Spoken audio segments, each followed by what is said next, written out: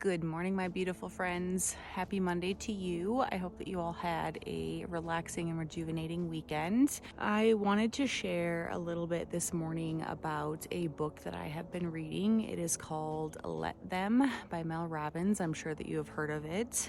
It's been in my saved for later in my Amazon cart for approximately a year plus. But she was actually on the Messy podcast, which I know I shared with you guys that I listened to that, I don't know, a while ago. And I listened to that episode and where she broke down, just like very high level what the Let Them theory is. And it just inspired me to purchase the book. The book happened to be 50% off as well. So I snapped on that. And in about 3 days, I'm about halfway through the book, which is about 150 pages. And so I just wanted to take a moment to emphasize and highlight how difficult and how low our frustration tolerance can be when we have chronic illnesses. If you are like me, you wake up after a restless night's sleep, you are in pain, you have a migraine, the fatigue is so bad that it's difficult for you to lift your head. And so a lot of times for me, my frustration tolerance, or like my bucket for frustration for the day, is gone before I get out of bed.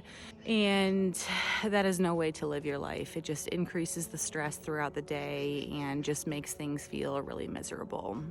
And so what I wanted to share today was one piece from the book, which is really just talking about your emotions and how other people impact your emotions. And one of the things that resonated with me is that your emotions are automatic. They come and go just like your stress response.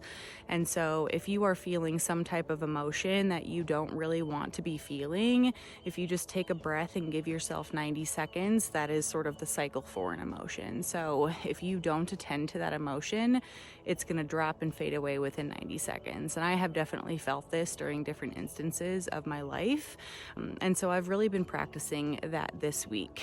And then the other piece, which I won't go into a lot of detail on, is just the let them piece.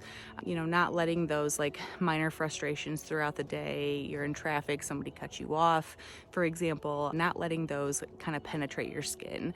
And that is a very high level explanation of what it is, because there's also another component, which is let me decide how I'm going to show up, how I'm going to respond, how I'm going to internalize this or not. So anyway, it has been really powerful for me and has allowed me to slow down my thinking, be more intentional about how I'm reacting. And it's creating more space for me to be happy and feel joy in my world. So